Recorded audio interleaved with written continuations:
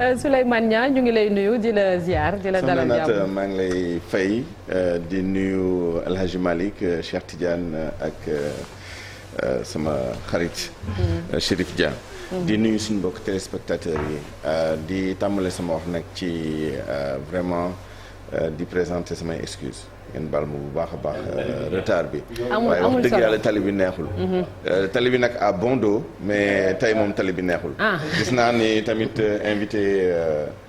RFM matin bi. effectivement téléphone la finalement malgré toutes les dispositions yu mu jël yëpp. yoon bi métti na loolu daal wax dëgg yàlla. si circulation bi Souleymane Niang comprendre nañ ko. voilà c'est ça mi ngi noonu bouchon yi et tout ñu ngi koy jéggal Souleymane tey nag ci wàllum entrepreneuriat ngay waxtaan di ci def benn jàngat gis nañu altine bi weesu la ñu lancé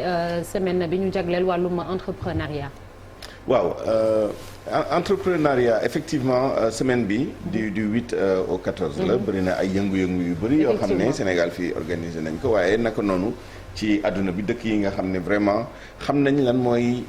importance su entrepreneuriat tey ji ci utum liggéey ak ci xeex chômage ak xeex ndóol xeex ñàkk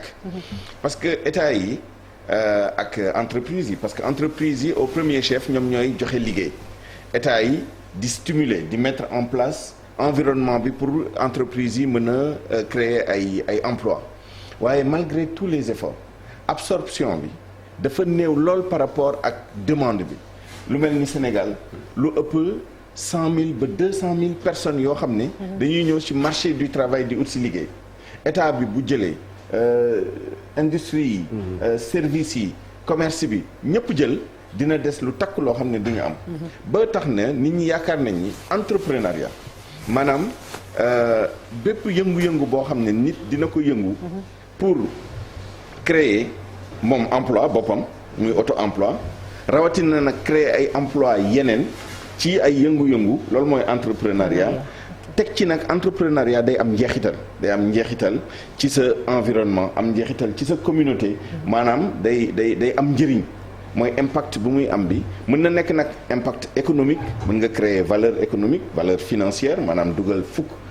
am ñaar fukk fay sa ay impôt fay sa ay bor waaye mu des loo xam ne dalay yokk ca sa famille yokk sa communauté et cetera mën na nekk tamit impact social moom mooy entreprise sociale yi ngeen di dégg maanaam di nga am xaalis waaye surtout di nga am njeexital bu baax ci sa communauté en termes de santé en termes de jàng en termes de conscience citoyenne ak yi ni mel donc entrepreneuriat lu xew la te tamit solution bu pertinente la pour lutter contre le chômage pour lutter contre la pauvreté pour promouvoir la jeunesse. Alors activités yi bëri na tentatives yi bëri na à l'évaluation évidemment am na lu mu contribuer parce que taux de chômage bi wax dëgg yàlla bu ñu xoolee bon am na ay détails calcul yoo xam ne mooy tax suñu chiffres yi mais ñun suñu chiffre mu ngi tourner autour entre 13 et quelques jëm ba 16 et quelques de taux de chômage donc nit ñi ñu ngi yëngu rawatina xale yi ñu ngi wut liggéey ñu ngi leen di dimbali ñu wut liggéey ñu ngi leen di jox ay financement ñu ngi leen di former ñu ngi leen di accompagner mais du doy mënut a doy parce que ñi dugg ci marché du travail bi ñoo bëri moyenne d'âge Sénégal 19 ans la âge médian bi 18 ans la c'est-à-dire tu as autant de personnes yu am plus de 18 ans que de personnes qui ont moins de 18 ans moom mooy âge bi nekk ci digg xam nga loolu jeunesse la ça veut dire que ñii ñëw ci marché bi dafa bëri mais il faut pas se tromper dafa am benn connotation bu nekk ci entrepreneurship wala entrepreneuriat nit ñi dañoo yaakaar ni entrepreneuriat moom mooy ndaw yi wala xale yi kese waaye am na dëkk yoo xam ne def nañu ay études c'est vrai que structure démographique yi du benn mais am na ay dëkk yoo xam ne seen structure démographique xëy na mag ñi ñoo ëpp ndaw ñi mais moyenne d'âge entrepreneurs yi ñi nga xam ne ñoom ñooy jël initiative bàyyi seen liggéey bu ñu yoroon wala amuñu woon liggéey wala amatuñu liggéey lancer quelque chose depuis idée de projet bi ba bañ koy réaliser ba bañ koy opérationnaliser soriwul 50 ans. direction à l'entrepreneuriat rapide taxawal nañ ko foofu muy la DER ci jamono yi ñu génn ndax yaakaar nga ni solution la pour régler le problème de l'entrepreneuriat au Sénégal. La réponse elle est très claire ci solution yi la bokk. kenn mënut a wax ni du solution mais ci solution yi la bokk maintenant il faut rationaliser les solutions. parce que loolu tamit problème la structure yi bëri na. te duguleet nag. yàgg nañ avant la DER amoon na yeneen yu amoon. amoon na direction boo xam ne ci jamonoy Abdoulaye Wade moom la ñu jagleeloon ndaw ñi te Boubacar Ba jiite woon ko et cetera. initiative mais en vérité. dañuy dem ba ca cëppaandaw la mu mel ni la montagne accouche souvent d'une souris lu waral lu ni mel. bu ñu remonté ba plus loin sax sous Abdou Diouf amoon na déjà mais boobu nekkuloon ay agences c'était pas des structures autonomes c'était logé dans les ministères yoo xam ne loolu la woon promotion de l'emploi wala emploi des jeunes même bu nekkoon ni c'était pas genré soit femme wala jeune et cetera mais dañ doon xool nan la ñu promouvoir l'emploi wala l'auto-emploi ak yi ni mel mais au fur et à mesure muy yéeg structures yi di bëri problème bi tey moom mooy coordination entre les structures effectivement c'est-à-dire tey jii keroog on a eu le plaisir de participer benn réunion benn invitation bu ñu DER defaloon invitation ñu dem fa yëg nañ ci nag lu bëri parce que DER aussi am na yu bëri yoo xam ne dañ ko ci xamul boo toogee ak ñoom bu ñu la expliquer dafa am yu bëri yoo xam ne dañ koy def nit ñi yëguñu ko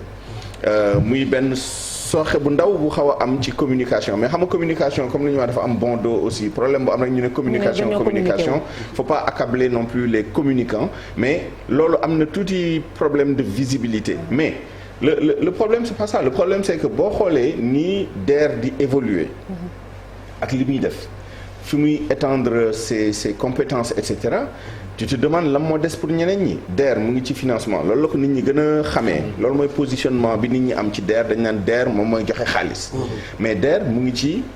formation donc accompagner nit ñi et cetera mu ngi ci formalisation or dafa am yeneen structure yoo xam ne ci loolu lañ leen xamee wala loolu moo tax ñu defar leen tey jii 3FPT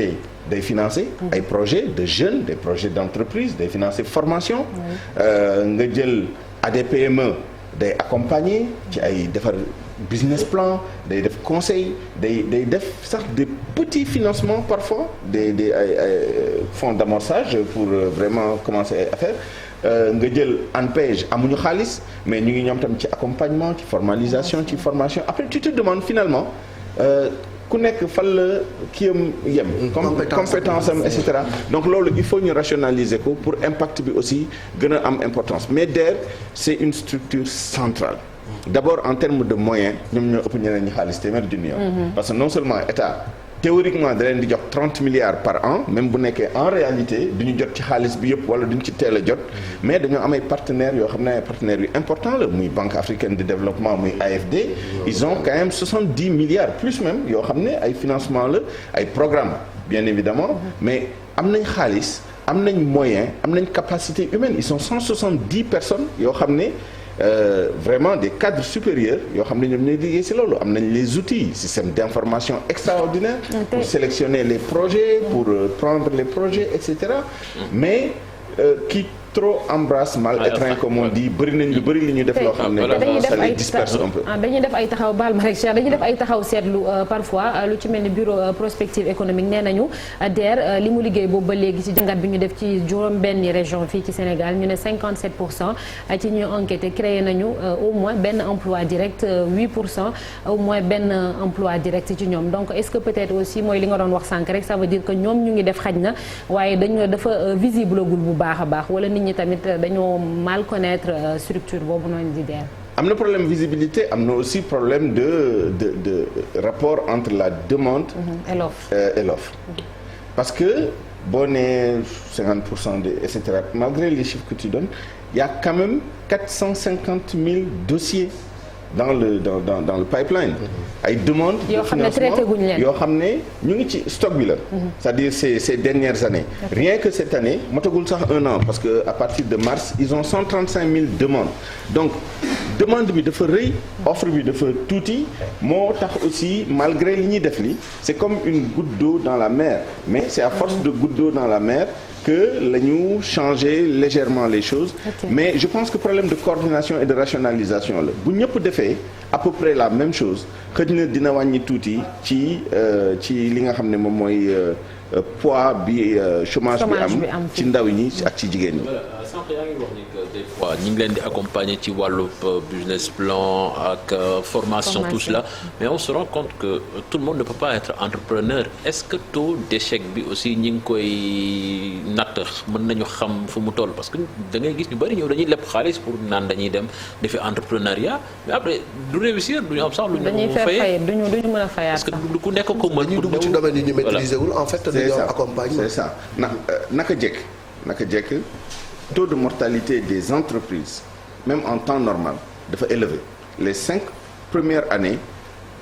majorité entreprises yi ñuy créé yi dañu dee. et c'est ça c'est l'ordre naturel des choses donc da ngay gis ñoo xam ne dañu entreprendre mu échouer ñu réessayer c'est ça les vrais entrepreneurs d'ailleurs. Oui. Entrepreneur balaa ngay réussir di nga lambaatu ba sonn. balaa ngaa daj. donc ça c'est pas un problème que mu am taux de mortalité wala mu am ay échec après il faut que échec bi nekk loo xam ne échec boo xam ne defoon nañ le maximum pour mu bañ a am s'entourer de toutes les garanties formation bi formalisation bi accompagnement bi conseil yi et cetera parfois même nga gis ni lii mu ngi échoué nga dolliwaat ci xaalis parce que da nga gëm projet bi. li bon moom mooy mu échoué parce que. ci njëlbeen ba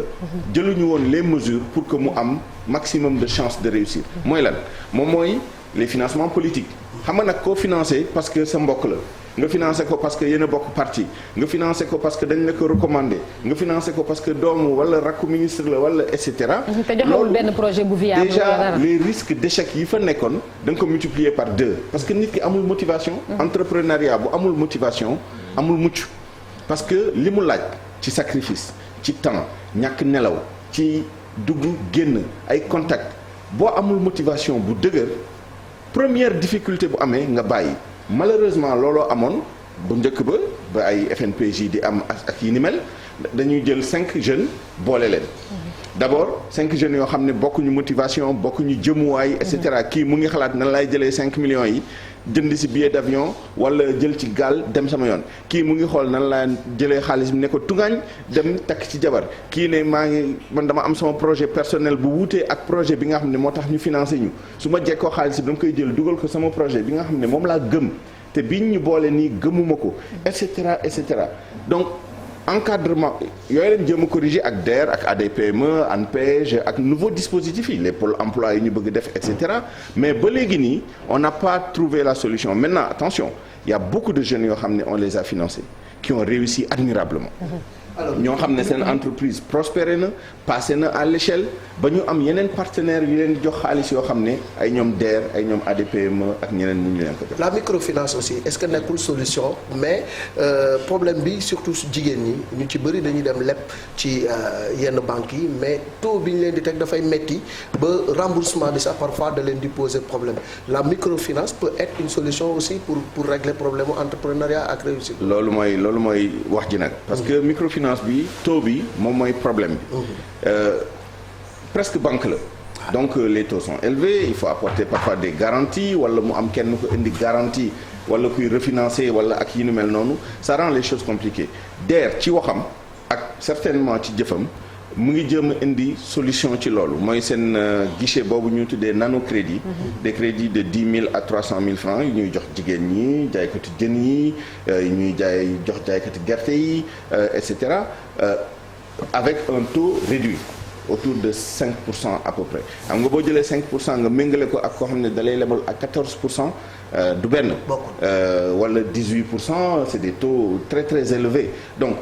loolu solution la sans compter que am na yeneen initiative am na ay collectivités territoriales amoon na temps ville de Dakar amoon nañ benn projet boo xam ne dañ doon jàppale les petits commerçants et cetera et c'est un point important El Hadj Malick xam nga lu tax parce que dafa am beneen fantasme bu am autour de l'entrepreneuriat nit ñi yaakaar nañ ni entrepreneur moom mooy xale bi nga xam ne day sol costume cravate am bac plus 5 yore attaché keesam yore idéem dem defi business plan am et cetera non c'est pas que ça entrepreneuriat am na ay xale yoo xam ne seen njàng soriwul mais seen motivation seen gëm li ñuy def seen xarañ ak seen esprit d'initiative mënoo ko méngale ak ki nga xam ne dafa jàng ba yaakaar ni loo ko jox rek mu def ko or. donc xaalis sax jànguñu. c'est important les femmes qui ne sont pas allées à l'école mais qui depuis des dizaines d'années mènent des activités tous les jours di yeewu di dem di jënd di ko jaayiwaat marché di ci def ay di rënk xaalis bi. di ko placer di def ay tontines ak yi ni mel c'est ça les vrais entrepreneurs. Ce sont des jeunes qui ont une idée. Qui croient en cette idée-là di ci xëy di ci gontu di ci nelaw di ci def ay nuits blanches di ci dem di rencontrer ay nit ñooñu ñooy les vrais entrepreneurs. ba tax na nañ def attention les structures qui existent là bu ñu tombé ci piège boobu. moom mooy Souleymane ñëw na rek sol na costume am xeeñ parfum bu neex indi xëj na benn projet boo xam ne dafa dem ci benn consultant. mu defal ko rapidement benn business plan et cetera boo ko joxee xaalis bi fekk moom li mu ci yaakaar mënu ko ci am parce que nit ñi dañoo yaakaar ni da ngay entreprendre tey gannaaw suba nga nekk milliardaire jënd oto bu gën a rafet ci Sénégal jënd kër bu gën a rafet ça se passe pas comme ça c'est tout un processus il faut passer les différentes étapes di màgg parfois nga daanu ñu yëkkatiwaat la lu ko mooy rek day indi ay financement à perte loolu mooy motivation bi entrepreneuriat dafa ànd ak motivation dafa ànd ak aussi générosité moom mooy yaa ngi liggéey pour yow parce que bëgg nga am source de revenu et cetera mais yaa ngi liggéey aussi di xool ban impact ngay am ci sa société en termes de création d'entreprise en termes de changement des mentalités changement de ton environnement et changement de ta communauté indi des améliorations c'est ça les vrais entrepreneurs autrement on a des hommes d'affaires on a des gens qui parfois veulent s'enrichir mais qui n'ont pas forcément l'esprit d'entreprise et ça crée parfois des problèmes avec les dispositifs dont on dispose. Merci beaucoup Souleymane à côté de ces structures yi nga doon wax léegi am na ñoo xamante ni moom daanaka ñu ngi yor seen entreprise bu mag te mosuñoo jaar ci benn structure muy autofinancement mi ngi naan microfinance mais autofinancement tamit am na ñoo xamante ni ci loolu la ñu sukkandiku ba jamono ji ñu ngi am seen entreprise tamit. balaa ngay am financement d'ailleurs en général c'est comme ça. sa xaalis bopp la. exactement après ce qu'on appelle love money. love money moom mooy say mbokk. say rakk say mag say xarit et cetera mooy ñi nga xam ne gëm nañ ni yow da nga gëm sa idée. sa idée te mën na dox ñu jël seen xaalis. duñ la ko sax lebal parfois dañ la koy may. parfois mu nekk contribution ak yi ni mel. balaa ngay egg nag ci structure yooyu rawatina balaa ngay egg ci banque. soit dit en passant je pense que DER mujj fa lay mujjee. banque lay mujjee parce que li ñu yenu bëri na trop gis na dégg naa li ñu wax li mais vraiment domaine yi ñu comment dire. dugg yi ñu embrassé yi bëri na lool. merci beaucoup jërëjëf Souleymane Niang ci jàngat bi wàllum entrepreneuriat lañ doon waxtaanee fii ci Sénégal suñu gan egsi na léegi.